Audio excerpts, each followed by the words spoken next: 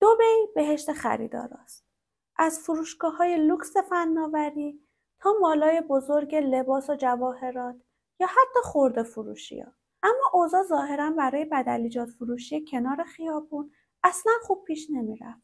آخرای شب بود و مغازه‌دارا کم کم داشتن در دکونا رو می‌بستن. اما صاحب مغازه بداخلاق بدلیجاتی یه جورایی خیلی نگران بود. چون یه بدهی خیلی سنگینی داشت و ظاهراً هم اون روز دخل خوبی نزده بود. به خاطر همین تصمیم گرفت تا آخرای شب تو مغازه بمونه. به این امید که شاید یه مشتری به تورش خورد و تونست دخل روزشو پر کنه. دیگه از نیمه شب گذشته بود. مغازه‌دار ناامید از مشتری همینجوری که داشت وسیله‌اشو جمع میکرد تا بره سمت خونش، سرشه که آورد بالا، یه زن با قد و هیکل درست وسط مغازه وایستاده. اون یه چادر مشکی با یه روبنده سیاه روی صورتش داشت. مغازه‌دار که اولش خیلی خوشحال شده بود، اما وقتی سر و وضع زنه و دستای پینه بسته شد دید، دیگه فهمید آخرین تیرش هم به سنگ خورده. به خاطر همین با یه لحن خیلی بد و زننده‌ای بدون اینکه به زنه نگاه کنه گفت برو بیرون، برو فردا بیا، دارم میبندم. زنم بدون اینکه کلمه‌ای حرف بزنه روشو کرد سمت در خروجی و راه افتاد تا بره پی زندگیش. اما همونجوری که زنه تو چارچوب در بود، صدای پاشنه کفشاش مغازه‌دار رو خیلی متعجب کرد. اون داشت با خودش فکر میکرد چه به اون سر و وضع، چه به این صدای تق تق کفشای پاشنه بلند. بعدش هم چطوره که وقتی این وسط مغازه پیدا شد هیچ صدایی از کفشاش نبود، اما انگار الان پاشنه کفشاش داره سرامیکای مغازه رو خورد میکنه. اون از سر فضولی سرش آورد بالا تا به کفشای زنه نگاه کنه. اما چیزی که دید باعث شد از ترس خون تو رگاش خشک بزنه. اون صدای تق تق تق تق کفش پاشنه بلند زنونه نبود. تق تق سم جن بود. چند ثانیه بعد که مغازه‌دار تازه به خودش اومد، سریع دوید بیرون تا ببینه اون چه موجودی بود و چجوری یهویی تو مغازه اون پیدا شده بود. اما هیچ اثری از به اصطلاح زنه نبود. انگار تو اون سوتوکور و تاریکی آب شده بود رفته بود زیر زمین. فرداش که صاحب مغازه از صبح کرکرا رو داده بود بالا تا وقت ناهارش دیگه قرض و قوله و بدهیاش یادش رفته بود. فقط داشت به اتفاقای دیشب فکر میکرد. به خاطر همین تصمیم گرفت موقع ناهار که شد بره مغازه بغلی پیش دوستش و جریان رو بهش بگه. اما وقتی جریان رو به دوستش گفت، دوستش زیادم تعجب نکرد و قبل اینکه مغازه‌دار بخواد حرفش رو تموم کنه گفت فهمیدم چیا میگی، فقط بگو قبل از اینکه سماشو ببینی چجوری باش برخورد کردی. مغازه‌دارم که نمیخواست خودشو بده جلوه بده گفت والا من فکر کردم مشتریه دیگه، خیلی هم خوب تحویلش گرفتم. دوستش که معلوم بود خیلی هم ذوق زده شده سریع برگشت بهش گفت پسر شانست زده، اون جن الخناسه، شبا میره سراغ کاسبای گرفتاری مثل خودت. اون 2 بار کاسب رو امتحان میکنه. اولین بار تو ظاهر یه فقیر سر و کلش پیدا میشه. چه تحویلش بگیری چه تحویلش نگیری بدون اینکه چیزی بخره از مغازه میره بیرون. دفعه دوم با یه ظاهر خیلی پولدار و ثروتمند میاد. اگه دفعه اول که تو ظاهر فقیر بود تحویلش گرفته باشی، وقتی کلی جنس از مغازت بخره هم وزن اون کیسه‌ای که چیز میز برداشته فرداش واسه طلا و جواهر میاره. اما اگه بدشانس باشی و دفعه اول تحویلش نگرفته باشی دیگه به هیچ عنوان نذار هیچ جنسی از مغازت بخره، چون اگه بخره هم وزن اون کیسه واسه خون میریزه. اما خب تو که میگی خیلی خوب تحویلش گرفتی، امشبو بمون تو مغازه، هیچی نگو، فقط تا میتونی بذار ازش جنس بخره. صاحب مغازه بدلیجات فروشی با اینکه متوجه شد چه بندی و به آب داده اما طمعش نتونست به عقل و منطقش غلبه کنه. به خاطر همین در نهایت حماقت اون روز هم تصمیم گرفت تا نیمه‌های شب منتظر الخناس بشینه. ساعت از 12 شب گذشته بود و بازم سر و کله الخناس تو مغازه پیدا شد. اما اون این بار با یه چادر مشکی ابریشم و یه روبنده حریر وارد مغازه شد. اونقدر خوشتیپ و خوشبو بود که مغازه‌دار واسه چند لحظه اصلا یادش رفت طرف جنه نه یا آدم. آقای زرنگ تا میتونست خوشخدمتی کرد و تحویلش گرفت و بدون اینکه خم به ابرو بیاره کلی جنس چپون تو پلاستیک. الخناس طبق معمول بدون اینکه حرفی بزنه کیسه رو برداشت و از مغازه رفت بیرون. فردا صبح وقتی مغازه‌دار داشت کرکرای مغازه رو میداد بالا بازم فکر اتفاقای دیشب بود. اما این بار نه با طعم ترس، بلکه با طعم طمع. سری ام طرفای اذان ظهر پیدا شد با یک کیسه پر توی دستش. اون بازم بدون اینکه حرفی بزنه کیسه رو گذاشت رو میز جلوی مغازه‌دار و بازم بدون هیچ حرفی سرش انداخت پایین تا از مغازه بره بیرون. اما یه کوچولو مونده بود تا پاشو از در بذاره بیرون.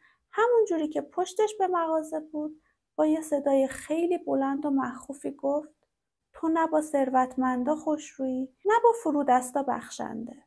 صاحب مغازه که تا اون لحظه داشت با طمع و ولع با کیسه ور میرفت تا بازش کنه و طلا جواهرات ازش برداره، از این صدای مخوف و ترسناک همونجا پشت دخلش از ترس یخ زد. مغازه‌دار که از این صدا ترس به جونش افتاده بود سرش آورد بالا تا ازش خواهش کنه دست از سرش برداره که یهو دید روبندش رو داده بالا، جای صورت یه گردی سیاه فقط با 2 چش قرمز. اما همون لحظه یاد حرف دوستش افتاد: هموزن کیسه واسط خون میریزه. وقتی که با دستایی از ترس یخزده و لرزونش کیسه رو باز کرد دید 2 چشمای بچهش توشه. یه هتل خیلی لوکس و مجللی تو شارجه است که شایعه شده توسط جنا تسخیر شده.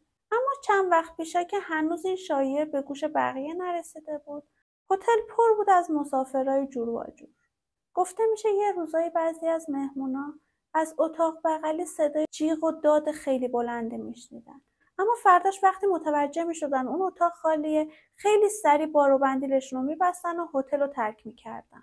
گاهی هم مسافرا مدعی میشدن با چشای خودشون دیدن در اتاق باز شده و بعدش هم محکم کوبیده شده. یا حتی کلید چراغ اتاق خوابشون جلو چششون هی روشن خاموش میشد. یا حتی وقتی میخواستن بخوابن با صدای دوش اتاق خوابشون از خواب بیدار میشدن.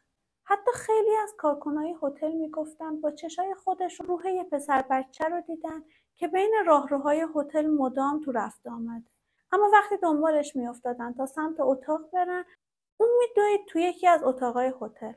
کارکنان هر چقدر میخواستن در اون اتاق رو باز کنن، در اتاق قفل بود و باز نمیشد. از پشت درم صدای وحشتناک خنده یا گریه نوزاد میومد. اما در بین مسافرای هتل میرسیم به یه خلبانی که تو مهارت و کارکشتگیش شهره خاص آن بود. اما تو آخرین اقامتش توی هتل یه شب خیلی وحشت زده اومد پایین و درخواست کرد که رزرو اتاقش رو لغو کنن و یه نامه هم داد دست کارکنان تا برسونن دست مدیریت هتل.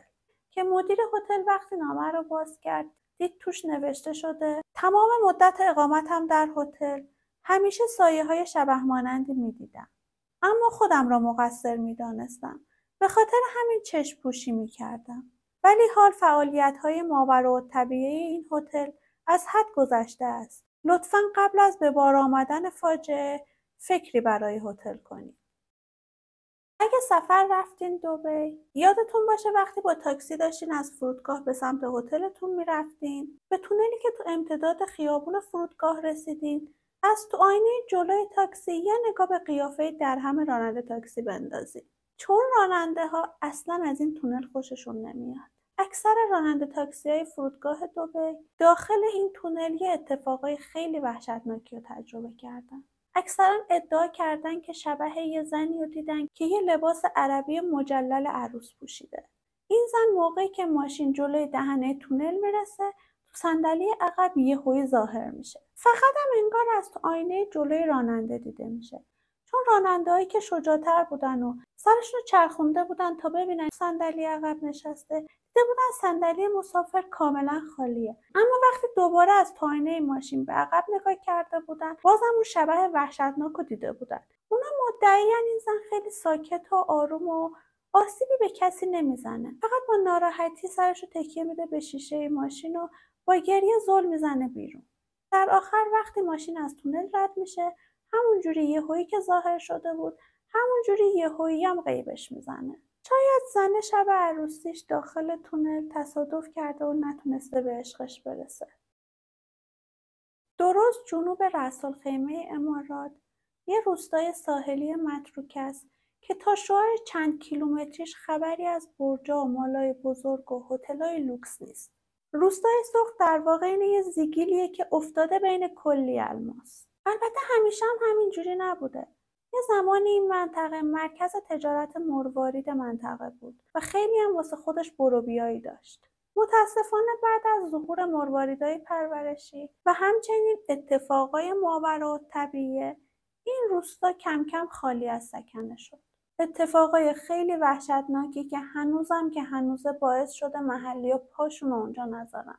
اگه در موردش کنجکاوین ولی میترسین یا نمیخواین مسافر جزیرة النمر باشین، من الان بهتون میگم اونجا چه خبره. اولین حسی که وارد روستا میشین حس سرما و تعجب به خاطر اینکه میدونین کشور عربستان یه کشور کلاً گرمسیریه. کم کم که میگذره حس میکنی یه سایه پشت سرته که تو سکوت روستا داره تعقیبت میکنه و دنبالت میاد. اگه سرتو برگردونی سمت یکی از خونه‌ها نگاه کنی، محال از پشت پنجره‌های درب و داغونش 2 چش ریز از جنا رو نبینی. اگه دیگه خیلی شجاع باشی تا وسطای روستا بری، یه مرد خیلی قد بلند و شبح مانندی میبینی. اگه شانس بیاری جلو چشمات تبدیل بز میشه و یهویی غیبش میزنه. اما اگه بد شانس باشی یهو 4 دست و پا، البته بهتره بگم 4 دست و سم، یهو میپره جلوت جوری که از ترس بیهوش میشی و وقتی هم که به هوش اومدی میبینی خیس خالی افتادی لب ساحل روستا. البته اینا یه گوشه از اتفاقای خیلی وحشتناک و مخوف روستاست. چون جوری که مردم محلیش میگن قبلا اوضاع خیلی خراب بود و تنها دلیلی که روستا متروکه شد و 3 قبیله بزرگش اونجا رو ترک کردن به خاطر مرواریدهای پرورشی نبود، به خاطر اون جنا بود.